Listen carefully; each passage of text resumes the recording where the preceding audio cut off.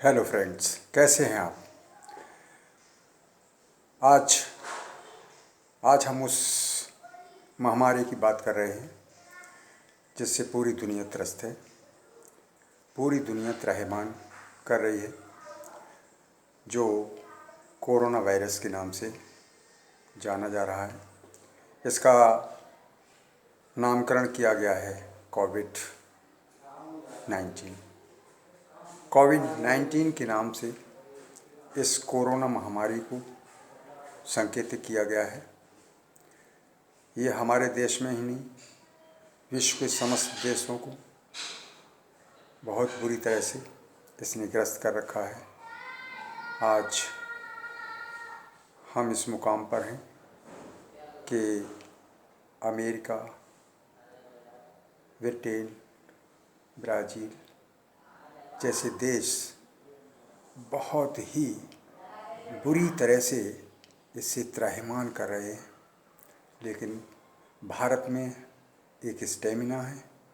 भारत एक संतुलित, भारत एक नियंत्रित देश है, इसलिए यहाँ इस बीमारी का अधिक प्रकोप नहीं है। जैसा कि एक अनुमान लगाया जाता है कि आंकड़ों के अनुसार कि ब्राज़ील में तकरीबन 80,000 के आसपास मौत हो चुकी है। वो आंकड़े हमारे लिए बहुत ही दूर के हैं। ऐसा नहीं हो पाएगा भारत में, क्योंकि भारत के लोग बहुत ही बुद्धिजीवी हैं। वो जानते हैं किस चीज़ का कहाँ और कब किस समय सेवन करना चाहिए, वो अच्छी तरह से जानते हैं। तो इसलिए आज इस कोरोना वायरस को किस तरह से ख़त्म किया जाए या इस पर किस तरह से हावी हुआ जाए, या ये जो जंग है कोरोना जंग, इसे हम किस तरह से जीत सकते हैं, उस चीज़ को दोस्तों मैं आज लेकर आया हूँ। और इस वीडियो को पूरा सुनें। और अगर आप पहली बार इस चैनल पर आए हैं तो प्लीज़ सब्सक्राइब कीजिएगा। रेड सब्सक्राइब जो लिखा हुआ है उसे आप सब्सक्राइब करके इसका जो बेल आइकन है उसे भी प्रेस कर दीजिएगा। और वीडियो पसंद आए तो मैं आपसे दरख्वास्त करूँगा, मैं आपसे अपेक्षा करूँगा, आशा करूँगा कि आप इसे लाइक भी ज़रूर करेंगे। तो दोस्तों वीडियो हम शुरू करते हैं। कोरोना वायरस से बचने के लिए हमारे कुछ उपाय हैं। उन उपायों को हम करें तो निश्चित रूप से इससे हम बच सकते हैं। देखिए, पहली बात तो ये है कि हमें अपने मन और तन का विशेष ध्यान रखना पड़ेगा। जो हमारी दैनिक चर्या है, उस दैनिक चर्या को हम बिल्कुल नियमित कर लें। दैनिक चर्या अगर आपकी रेगुलर हो गई तो निश्चित रूप से आप किसी भी बीमारी पर, कोरोना ही नहीं, किसी भी बीमारी पर हावी हो सकते हैं और उसे पनपने नहीं दे सकते। तो सबसे पहले जब आप उठते हैं तो उठने के तुरंत बाद आपको गुनगुना पानी का सेवन करना है। गुनगुने पानी के सेवन के उपरांत आप शौच के लिए, प्रसाधन के लिए जाएं, और उसके बाद आप अपनी जिह्वा, नासिका, जो भी आपकी इंद्रिय हैं, उन इंद्रियों को बहुत अच्छी तरह से साफ करिएगा, ये सोचते हुए कहीं इनमें कोई मैल तो नहीं रह गया है। इस तरह से साफ करें। और साफ करने के बाद आप जो सेवन करें वो थोड़ी गुनगुनी चीज़ों का ही, गुनगुनी या गर्म वस्तुओं का ही हल्का सा सेवन करेंगे।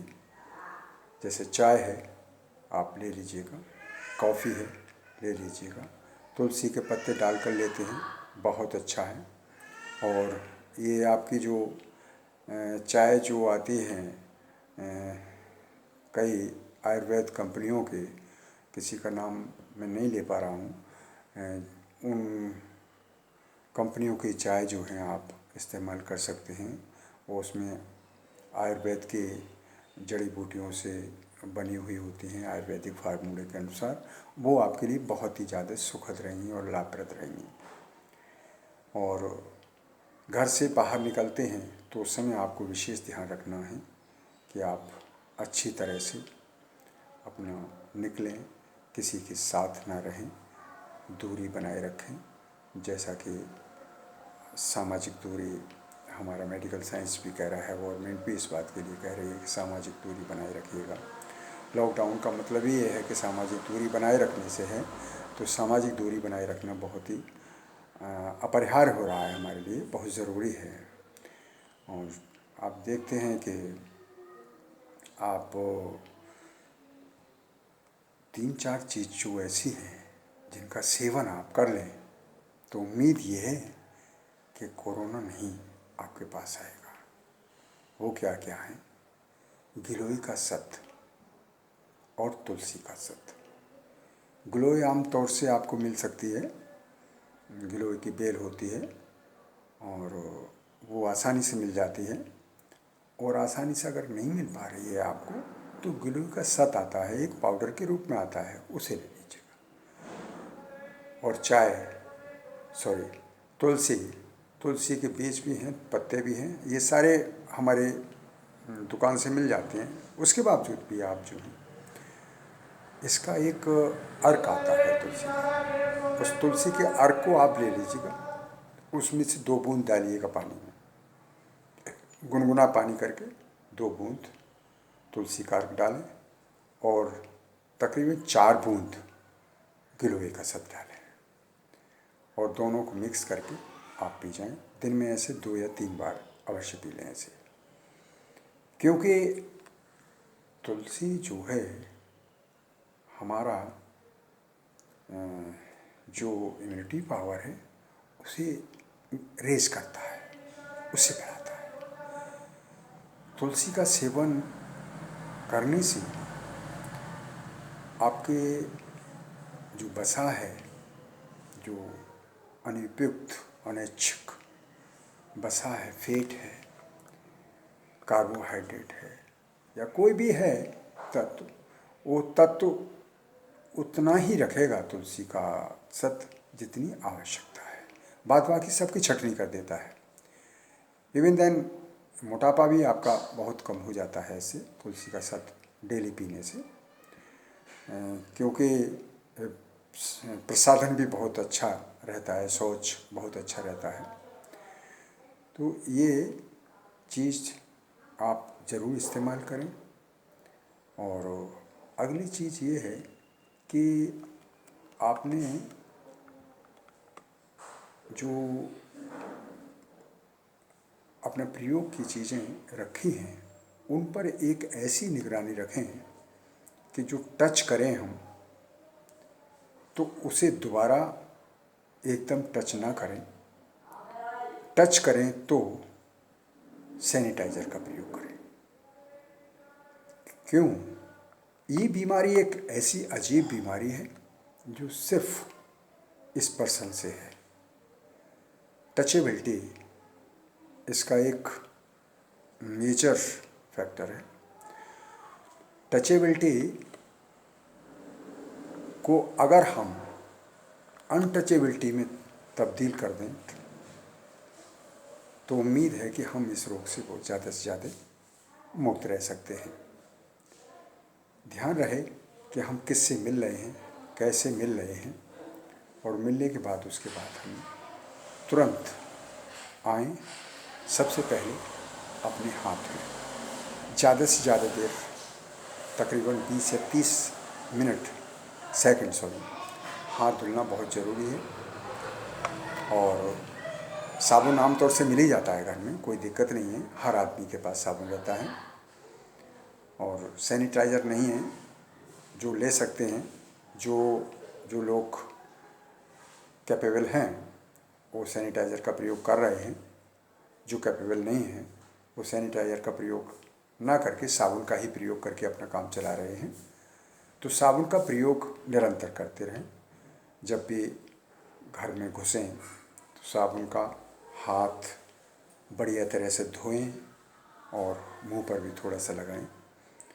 लेकिन एक बात ध्यान रहे कि अपने हाथ को मुंह और नाक पर ज़्यादा नहीं जाने दें। क्यों? वायरस कुछ नहीं बिगाड़ेगा आपका। अगर मुंह और नाक पर अगर आपका हाथ नहीं गया है तो वायरस आपका कोई नुकसान नहीं कर सकता है डेफिनेटली। क्यों? वायरस की जो लाइफ है वो 8, 9, 10 घंटे है, लेकिन जहाँ ये हमारे मुख पर लगा और श्वसन तंत्र अर्थात नाक से लगा तो ये गले में और फेफड़े में जब चला जाएगा तो इसकी वृद्धि बहुत तेजी से होती है। तो मूलतः इस बात को सोच लें कि हाथ को हम छुएं, ज़्यादा से ज़्यादा साबुन से धुलें और हाथ को नाक और मुंह से बहुत ही आवश्यकता के अनुसार, अति आवश्यक हो तभी लगाएं और मास्क का प्रयोग करते रहें। और जैसा कि सामाजिक दूरी का सवाल है कि भीड़ में नहीं जाएं, ज़्यादा बेहतर होगा। कुछ काम ऐसे मजबूरी है, जाना पड़ रहा है, जाइए और एहतियात के तौर से ये ध्यान रहे कि इस समय वायरस का दौर है। जब भी आप घर से बाहर निकलें तो ये सोच लें कि हम उस जंग में जा रहे हैं और उस जंग से छुटकारा हम किस तरह से पा सकते हैं। तो ये चीज़ हमारे मस्तिष्क में हमेशा कौंधती रहे कि हम जिस परिवेश में हैं क्या वहाँ तो कोई संक्रमण नहीं है, वहाँ कोई व्यक्ति तो संक्रमित नहीं है। कोई पता नहीं, क्योंकि वायरस दिखाई नहीं देता है। Virus just type of ghost, ये बिल्कुल भूत की तरह है जो दिखाई नहीं देता है, लोगों को परेशान करता है। उसी तरह से ये वायरस भी ऐसा है। लेकिन एक बात ध्यान रहे कि ये उड़ता नहीं है। घोस्ट उड़ सकता है लेकिन ये चलता नहीं है, ये चलाया जाता है। ये इसका ट्रांसफॉर्मेशन जो है, ट्रांजैक्शन इसका है मात्र किससे? छूने से, स्पर्श से। तो जहाँ स्पर्श होगा ये वायरस वहीं ट्रांसफ़र हो जाएगा और वहीं प्लांट हो जाएगा। वहाँ 8, 9, 10 घंटे तक जैसा भी है तो वहाँ ये जीवित रहता है। और उसके बाद अगर वहाँ किसी और व्यक्ति का हाथ गया तो उसके पास भी चला जाएगा। तो संक्रमण इस तरह से हमारा फैल जाता है।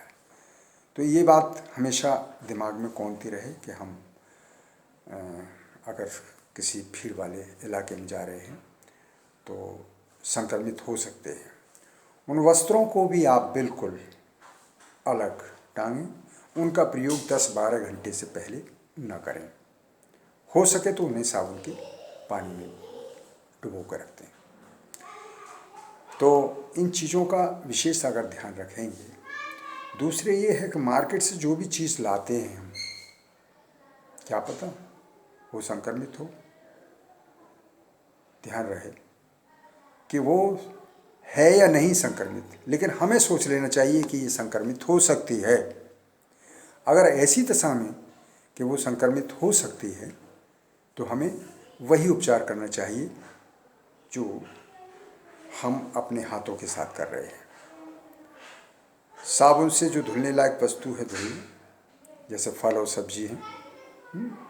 आपने सर्फ घोला और उसमें निकाल के रख दिए, अथवा ऐसा ना करें तो उसे बिल्कुल अलग रख दें जो कोई दूसरा छुए नहीं उसे। तो इस तरह से हम वस्तुओं का सेवन करें। जिस वस्तु का सेवन करें वो शाम को ला कर रख दें तो सुबह को प्रयोग करें, सुबह को ला कर रख दें तो शाम को प्रयोग करें। और अपने हाथों को ज़्यादा से ज़्यादा धोते रहें और मास्क लगाते रहें। मास्क लगाए रहिएगा। कोई छींक रहा है, खांस रहा है तो उससे दूरी बनाए रखिएगा, उससे कहिएगा, क्योंकि जीवन आपका है और आपसे जुड़े हुए और भी जीवन है। आप अपने जीवन की सुरक्षा करेंगे इसके साथ साथ दूसरों के जीवन की भी सुरक्षा करेंगे। अगर आपने सोच लिया कि मैं संक्रमित हूँ तो दूसरों को भी संक्रमित कर दूँ, तो ये भावनाएं आप जो है बिल्कुल दिमाग से निकाल दीजिएगा। आप अपने आप को महसूस कीजिए कि मैं ठीक हूँ या संक्रमित हूँ, खुद महसूस कर सकते हैं। और आप चेकअप भी करा लें।